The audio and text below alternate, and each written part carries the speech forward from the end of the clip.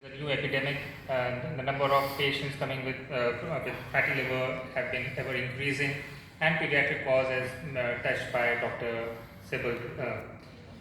Dr. Henry Bismuth, he is one of the pioneers in liver transplant. He gave a very profound statement that the worst complication of liver transplantation is to die before receiving a transplant. And that is very true. And Apollo has been leading center for transplantations in the country. It has the largest program in India with more than 4,300 liver transplants, more than 700 deceased donor transplants, more than 500 pediatric liver transplants, the only centers in the country to have achieved that. And it has been credited with the first successful adult cadaveric liver transplantation in 1998, the first successful pediatric liver transplantation, the first successful combined liver and kidney transplantation in the country, and also the first successful right lobe living donor liver transplantation in the country.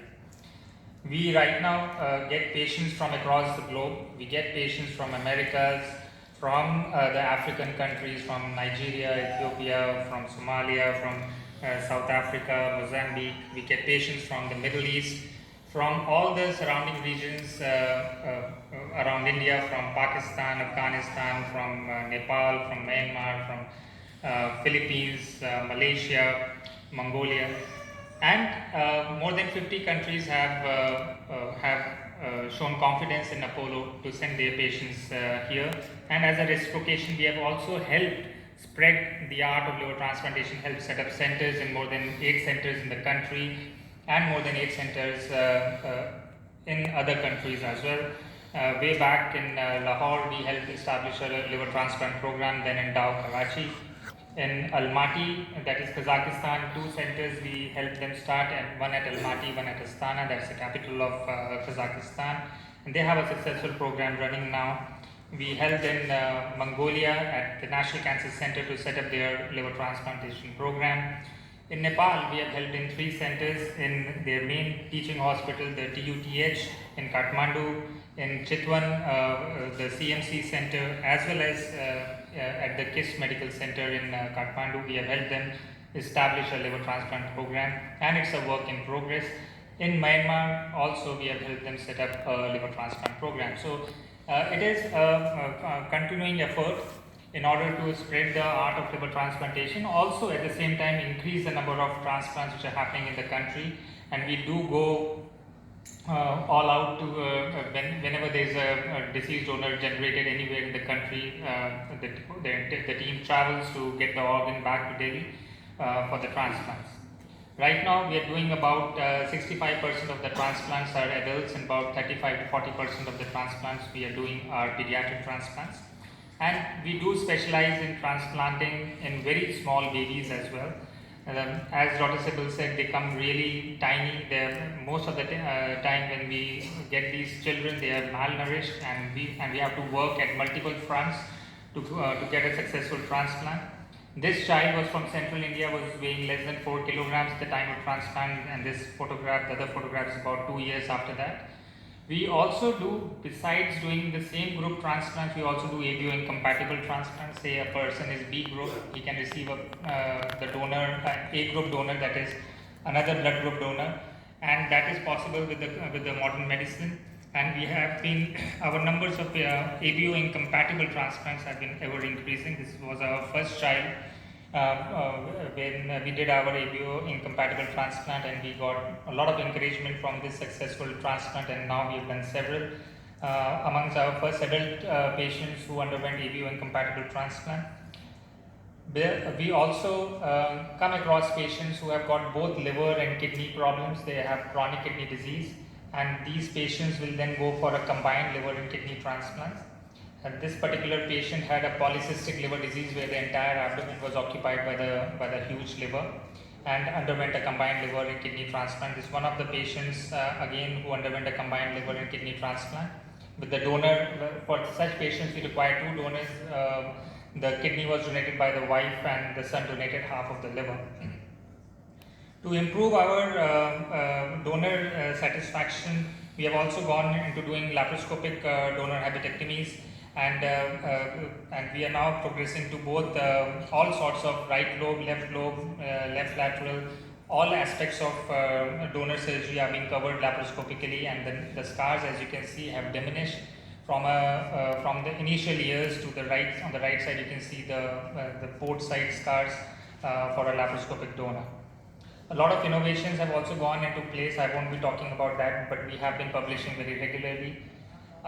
So what does transplant bring to table? You can see this child who underwent a transplant just 3 months post-transplant. On the right side, you can see the image, the change which has been brought about by transplant. From our neighboring countries, Myanmar, this adult underwent transplant, and this child was just 6 months old at the time of transplant. Now this is 3 years of age. From Indonesia, we have done transplants. This child was again about 8 months old at the time of transplant, and this is about 2 years later in Indonesia. This particular gentleman, he's owner of a kind of a chain of hospitals in Indonesia, just like Apollo is in India. He himself required a transplant because of advanced cirrhosis. Had been rejected at other centers from Singapore and all that, and he finally came here and he underwent a successful transplant and is leading a very productive life right now. In our initial years, these are the from Kazakhstan and Kyrgyzstan when we did their transplants. We get patients from Nigeria as well, one of our adult patients who underwent transplant, and this photograph at the right end from Saudi Arabia. We get a lot of donors who are, wives, mothers, daughters, sisters. It's usually the women who come forward to donation. Though the frequency is changing in pediatric transplants in adults, it is slightly lacking behind. But more and more females come forward. In this particular case, he's from Saudi Arabia.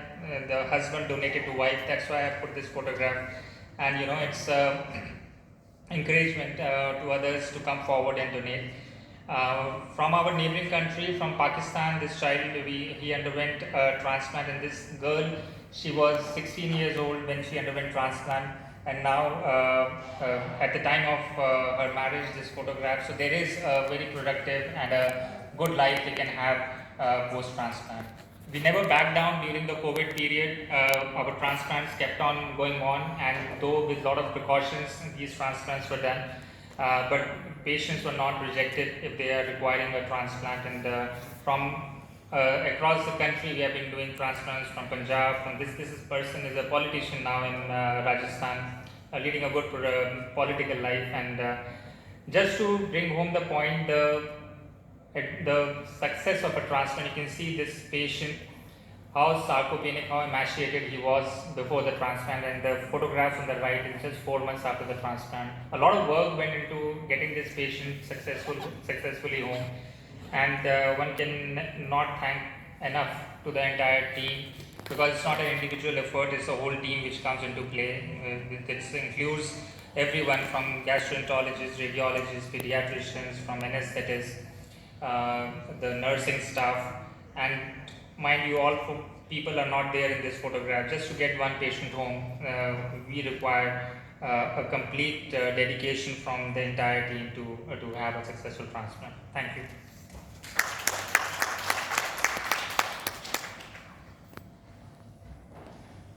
Thank you, Dr. Neerav, for highlighting the innovations, new technologies, and advancements in liver transplantation and the impact that